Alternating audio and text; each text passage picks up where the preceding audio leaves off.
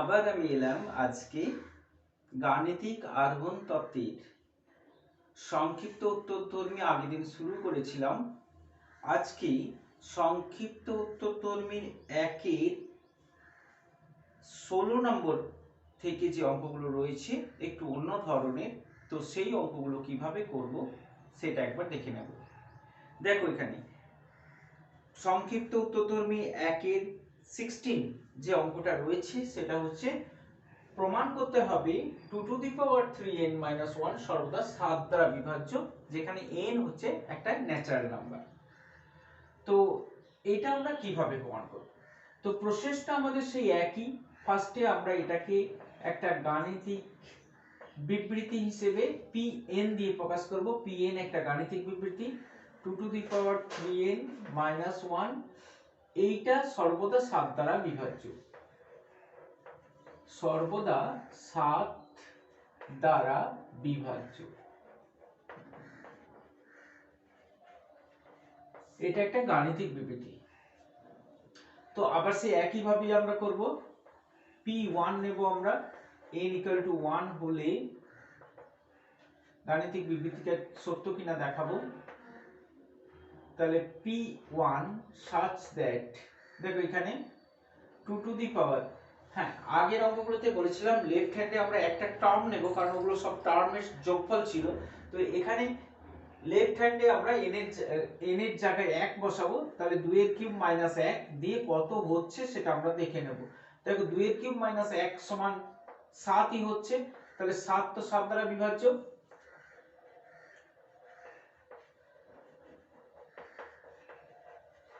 তাই না? অতএব p1 সত্য। একই রকমই ব্যাপার, p1 সত্য হয়ে যাওয়ার পর আমরা ধরে নেব n = m হলে বিবৃতিটি সত্য। এটা আমরা ধরে নেব। তাহলে pm such that 2^, এটা থেকে লিখবো বলেছিলাম 3m-1, এইটা সমান আমরা এখানে যেহেতু 7 দ্বারা বিভাজ্য, তার মানে এটা ধরে নিচ্ছি 7k, যেখানে k হচ্ছে একটা ন্যাচারাল নাম্বার, ইন্টিজারও হতে পারে। তো 7k, ঠিক আছে। এখন আমরা জানি এর পরের স্টেপে n = m+1 হলে কি হবে সেটা আমাদের দেখাতে হবে। তাহলে pm+1 such that 2^3 × m+1 এটাও যে 7 দ্বারা বিভাজ্য হবে সেটা আমরা দেখাবো। তো সেটা কি করব, তার জন্য এই pm এর মানটা মানে 7k কে একটা বসানোর জায়গা এখানে করে নিতে হবে। তো এই জায়গাটাই একটু আলাদা অন্যদের আগেরগুলোর থেকে। তাহলে এখানে দেখো, এটাকে যদি আমরা ভেঙে লিখি তাহলে পাচ্ছি 2^3m ইনটু 2³ পাচ্ছি -1। তার মানে আমরা এটা লিখতে পারি, এটা 8 × 2^3m-1। তো 7k ভ্যালুটাকে বসাতে হলে আমাদের 2^3m-1 চাই। এখানে কিন্তু 2^3m-1 আসেনি। তো এখানে যদি 2^3m এইটাকে ব্যবহার করি, 2^3m এর জায়গাটাকে শুধু যদি ব্যবহার করি, তাহলে 2^3m এর জায়গাতে আমরা কি বসাতে পারবো? 2^3m এর জায়গাতে 7k + 1টা বসাতে পারবো। তাহলে শুধু 2^3m, কারণ এখানে তো 2^3m-1 এই গোটাটা তো এক জায়গায় নয়, কারণ এর সঙ্গে 8 আছে, ওর সঙ্গে তো আর 8 নেই, সেই জন্য গোটাটাতে বসাতে পারছি না। তাহলে 2^3m এর জায়গাতে আমরা 7k + 1টা বসিয়ে দেব। তাহলে 8 × 7k + 1 -1 হলো। এখানে পাশে লিখে দিতে পারো, যেহেতু 2^3m-1 সমান হচ্ছে 7k। এটা আমরা pm থেকে পেয়েছি, সব সময় আমরা pm কে কাজে লাগাবো। তাহলে এটা পাচ্ছি আমরা 56k + 8 -1। তার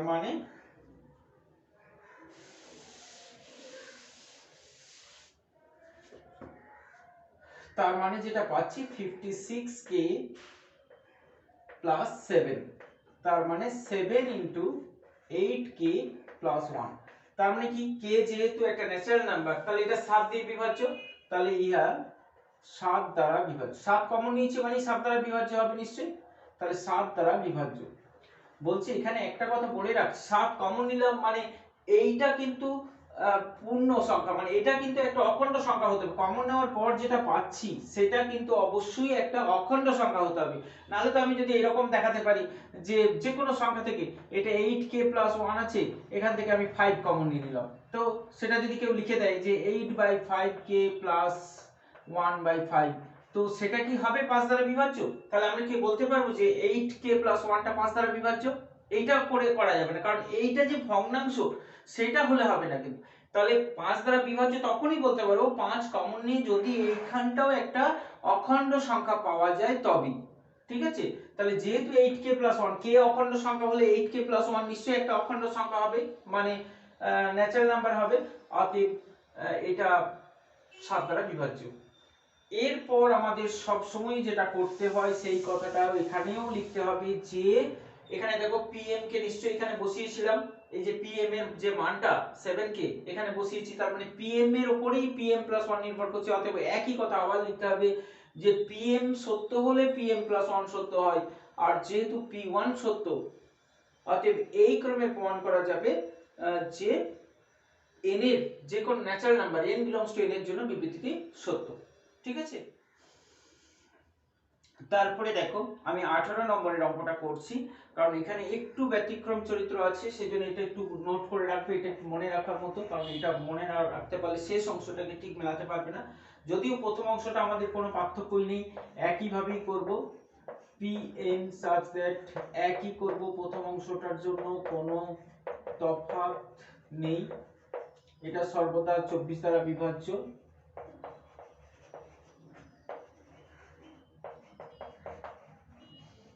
pn এটা, তারপরে n equal to 1 হলে আমরা p1 দেখাবো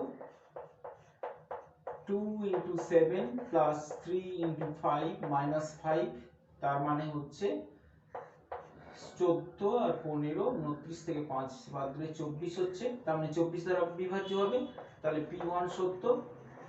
p1 সত্য হয়ে যাওয়ার পর আমরা ধরে নেব n equal to m হলে বিবৃতিটি সত্য, এটা আমরা ধরে নিচ্ছি, অতএব pm such that 2 into 7 to the power m plus 3 into 5 to the power m minus 5, এইটা সমান যেহেতু 24 দ্বারা বিভাজ্য বলেছে, আমরা ধরে নিচ্ছি এটা হচ্ছে 24k, যেখানে k হচ্ছে একটা ন্যাচারাল নাম্বার। ঠিক আছে, এরপর pm plus 1, এইটা আমাদের প্রমাণ করতে হবে যে pm plus 1 টা 24 দ্বারা বিভাজ্য হবে, এটা pm plus 1 এটা যে 24 দ্বারা বিভাজ্য হবে সেটা আমরা প্রমাণ করব।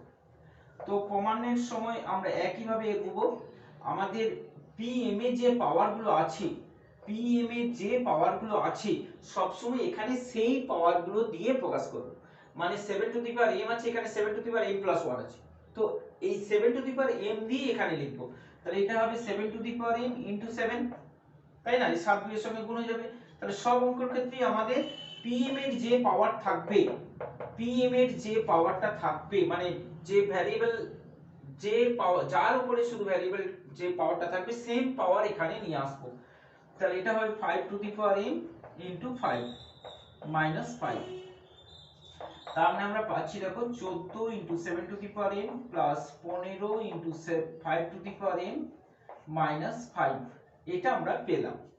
তো এরপর এখানে আমরা ওখানে কি করেছিলাম, এইখানে যে পাওয়ারটা ছিল সেই পাওয়ারটাকে আমরা 7 কে, আগের অঙ্কটাতে যেমন 7 কে ছিল 7 কে দিয়ে বসিয়ে দিয়েছিলাম, কিন্তু এখানে দুটো জায়গা আছে, তো দুটোকে একসঙ্গে যদি আমরা পাই, দুটোকে যদি এখানে একসঙ্গে পাই তাহলে বসিয়ে দিতে পারবো।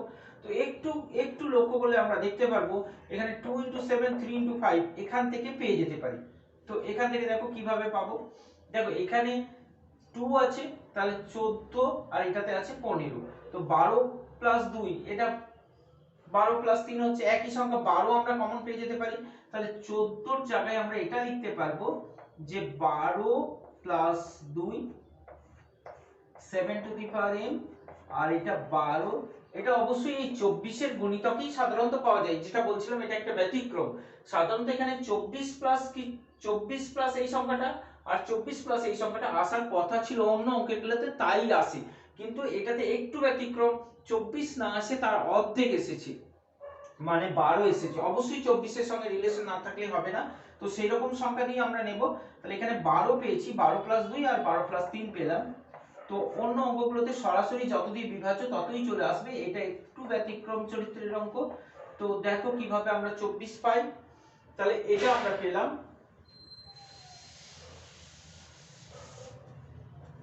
তাহলে আমরা এটা লিখতে পারবো 12 into 7 to the power m plus 2 into 7 to the power m plus 12 into 5 two the power m plus 3 into 5 two the power m minus 5। আমরা 12 দুটোকে যদি এক জায়গা করে দিই তাহলে 7 to the power m plus 5 two the power m পাবো, আর বাকি যেগুলো রয়েছে 2 into 7 to the power m 3 into 5 two the power m minus 5 কে এক জায়গা করে দিই। তো এবার দেখো এই জায়গাটা টোটালি আমরা এখানে পেয়েছি 7 টু দি পাওয়ার m, ও এখানটাতে পাইনি, এখানটাতে 12 পেয়েছি, 7 to the power m plus 5 two the power m, আর এইখানটাতে টোটাল সংখ্যাটা এখানে যা আছে পেয়ে গেছি, মানে এটা 24 কে।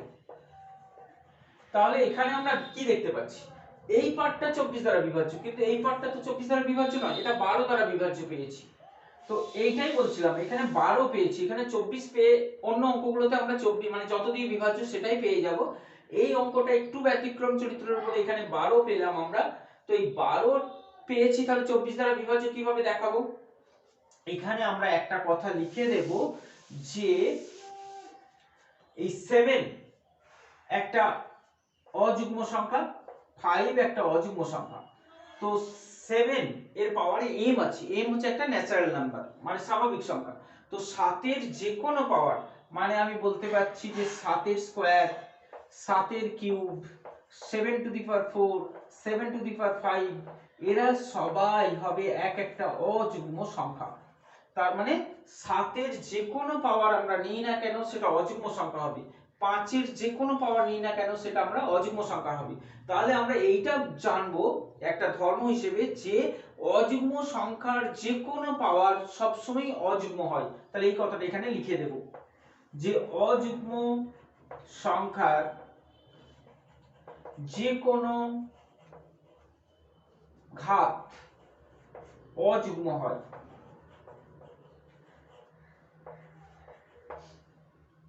এবং দুটি অযুগ্ম সংখ্যার যোগফল যুগ্ম হয়, দুটি অযুগ্ম সংখ্যার যোগফল যুগ্ম হয়। তাহলে 7 আর 5, তাহলে এদের যে কোনো পাওয়ার হলে সেটা অযুগ্ম হবে। তাহলে এটা একটা অযুগ্ম সংখ্যা, এটা একটা অযুগ্ম সংখ্যা, দুটো অযুগ্ম সংখ্যাকে যোগ করলে একটা যুগ্ম সংখ্যা পাবো। অর্থাৎ আমরা লিখতে পারবো অতএব 7 to the power m plus 5 two the power m equal to, আমরা বলতে পারি এটা 2 দ্বারা বিভাজ্য কোন সংখ্যা হবে, কোন একটা যুগ্ম সংখ্যা হবে। মনে করি এটা হচ্ছে 2, মনে করি এটা হচ্ছে 2t, মনে করি এটা হচ্ছে 2t, যেখানে t হচ্ছে যে কোনো ন্যাচারাল নাম্বার, এটা একটা যুগ্ম সংখ্যা। ঠিক আছে, অতএব আমরা যে অঙ্কটা পেয়েছিলাম মানে pn, মানে pm প্লাস 1টা, তাহলে pm প্লাস 1 কি পেলাম আমরা 12 ইনটু 2t প্লাস 24। তার মানে এখান থেকে আমরা 24টা কমন নিতে পারবো, তাহলে 24টা কমন নিলে আমরা পাচ্ছি t প্লাস 1। এই t প্লাস 1 নিশ্চয়ই একটা ন্যাচারাল নাম্বার হবে, কারণ t ন্যাচারাল নাম্বার, অতএব t প্লাস 1 একটা ন্যাচারাল নাম্বার, তার মানে রাশিটা 24 দ্বারা বিভাজ্য। তাহলে ইহা 24 দ্বারা বিভাজ্য। এইখানেই কিন্তু অঙ্কটা শেষ নয়, এরপরে অবশ্যই ওই কথাটা লিখতে হবে যে, কারণ এটা pm এর উপর নির্ভর করছে, যে pm সত্য হলে pm সত্য হলে pm প্লাস 1 সত্য হবে, আর যেহেতু p1 সত্য অতএব P2 সত্য হবে। এই ক্রমে প্রমাণ করা যায় যে n এর যে কোনো স্বাভাবিক সংখ্যার মানের জন্য বিবৃতিটি সত্য হবে। ঠিক আছে, তারপরে দেখো একের শেষ অঙ্কটা আমরা কিভাবে করব। প্রথম অংশটা একই আগের মতোই, কোনো রকম কোনো পরিবর্তন না করে pm পর্যন্ত এখানে আমরা 13 কে ধরে নিয়েছি, কারণ 13 দ্বারা বিভাজ্য প্রমাণ করতে বলেছে। তারপরে pm প্লাস 1, তাহলে m এর জায়গায় m প্লাস 1 আমরা বসিয়ে পাচ্ছি pm প্লাস 1, আর এখানে m প্লাস 1 বসালে 25 টু দি পাওয়ার m হচ্ছে। এখন প্রমাণ করতে হবে যে এটাও 13 দ্বারা বিভাজ্য হবে, অবশ্যই pm কে ব্যবহার করি। তো কি বলেছি, কি করতে হবে বলেছি মনে আছে? বলেছি যেহেতু pm কে ব্যবহার করব, তাহলে p তে যে পাওয়ার রয়েছে, মানে 12 বেস, এখানেও 12 বেস আছে, এই বেসের যে পাওয়ার রয়েছে এখানে সেই পাওয়ার দিয়ে আগে লিখব। এখানে দেখো 25 এর পাওয়ার রয়েছে m-1, এখানে m চলে এসেছে, তো m থাকলে হবে না, এখানে যেহেতু pm কে আমাদের ব্যবহার করতে হবে, এখানে পাওয়ারটা m-1ই আমাদের করতে হবে। তো কিভাবে করব তাহলে? তাহলে এটা আমরা ভেঙে লিখলেই হবে, তাহলে 12 two the power m into 12, আর এটাতে কি করব 25 two the power m-1 into 25। ভালো করে দেখো, পাওয়ার গুলোকে আমাদের ফিরিয়ে আনতে হবে। pm এর যে পাওয়ার আছে, সেই যে বেসের যে পাওয়ার আছে, এখানে সেই বেসের সেই পাওয়ার আমাদের ফিরিয়ে আনতে হবে। তাহলে এখানে পেলাম একটা সংখ্যা 12, আর এখানে পেলাম একটা সংখ্যা 25। দেখো 13 দিয়ে বিভাজ্য, আগেই বলেছিলাম যে 13 দিয়ে বিভাজ্য, তাহলে আমরা দুটোতে আমরা একই সংখ্যা পেতে পারি। 12টাকে, এই 12টাকে আমরা 25 মাইনাস 13 লিখতে পারি, অথবা 25টাকে আমরা 13 প্লাস 12 করতে পারি। তাহলে এটা আমাদের 12 থেকে গেল, তাহলে 12 into 12 two the power m plus এটা 25 আছে, তাহলে 25টাকে আমরা 13 প্লাস 12 তে ভেঙে দিলাম, ইনটু ওই যে বলেছিলাম যত দিয়ে বিভাজ্য বলবে, 13 দিয়ে বিভাজ্য বলেছে, দেখো এখানে 13 কিন্তু চলে আসছে, 13 প্লাস 12, বাকি দুটো সংখ্যা কিন্তু 12 এসছে। তো দেখো এখানে আমরা কি পাচ্ছি, তাহলে 12 into 12 two the power m plus 13 into 25 two the power m-1 plus 12 into 25 two the power m-1 হলো। এরপর আমরা 12 দুটোকে এক জায়গা করে নেব, তাহলে আমরা 12টাকে যদি কমন নিয়ে লিখি, তাহলে হবে 12 two the power m plus 25 two the power m-1 plus 13 into 25 two the power m-1। তো দেখো এখানে এই জায়গাটাতে 12 প্লাস 25, এই জায়গাটাতে আমরা 13 কে এটাকে বসাতে পারবো, এই যে 12 two the power m 25 to the, তাহলে এই জায়গাতে আমরা 13 কে বসাতে পারবো। তাহলে 12 into 13 k plus 13 into 25 two the power m-1, তার মানে 13 কে কমন নিতে পারছি, তাহলে হবে 12 k plus 25 two the power m-1, তার মানে 13 দ্বারা বিভাজ্য। ব্যাস, পরের অংশটা তো তোমরা জানো কি লিখতে হবে। ঠিক আছে, তাহলে এখন এই পর্যন্তই রইলো, আমরা পরের ভিডিওতে পরের অংশটা দেখে নেব। ঠিক আছে।